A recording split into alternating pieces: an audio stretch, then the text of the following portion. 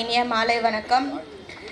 இன்றைக்கு நம்முடைய மாண்புமிகு தமிழ்நாடு முதலமைச்சர் அவர்கள் எல்லோருக்கும் எல்லாம் என்ற ஆட்சியை நடத்தி வருகிறார்கள். இன்றைக்கு இக்கூட்டத்தில் கூட ஆண்களுக்கு நிகராக பெண்கள் சமமாக உட்காருகிறார்கள் என்றால் அது நம் திராவிட மாடல் ஆட்சியினால்தான்.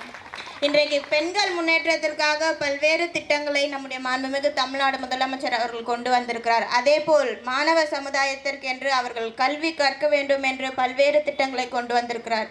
இது மட்டும் இல்லாமல் ஒவ்வொரு சமுதாயத்தின் வளர்ச்சிக்காக ஒவ்வொரு சமுதாயத்தை குறிக்கோளாக வைத்து ஒவ்வொரு திட்டங்களையும் நம்ம தமிழ்நாடு வளர்ச்சிக்கென்று கொண்டு வந்து செயல்முறைப்படுத்தி நம்முடைய தமிழகத்தை மற்ற மாநிலங்களுக்கு முன்னுதாரணமாக நடத்தி வருகிறார்.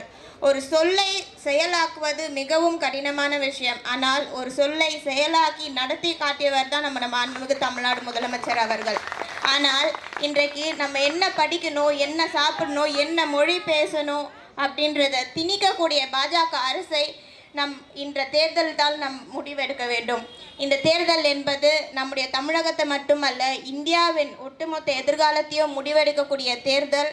அனைவருமே இங்கு வருகை கூட இருக்க ஒவ்வொருத்தருமே நம்ம மாண்புமிகு தமிழ்நாடு முதலமைச்சர் பல்வேறு நல்ல திட்டங்களை கொண்டு வந்திருக்கார். அந்த ஒவ்வொரு திட்டங்களையும் பொதுமக்களிடம் தெரிவித்து பாஜக அரசு எப்படி மதசார்பற்ற அரசை நடத்தி வருகிறார்கள் என்பதை தெரிவித்து நம்முடைய வெற்றி வேட்பாளராக இருக்கும் அண்ணன் கலாநிதி வீராசாமி அவர்கள் கடந்த முறையை விட இந்த முறை அதிக வாக்கு வித்தியாசத்தில் நம் அனைவரும் ஒருங்கிணைந்து மாண்புமிகு தமிழ்நாடு முதலமைச்சர் அவர்கள் கைகள் ஓங்கியிருக்கும் வகையில் இந்த தேர்தலில் நம் அனைவரும் களப்பணியில் ஈடுபட்டு வெற்றியை காண வேண்டும் என்று கேட்டுக்கொள்கிறேன். நன்றி.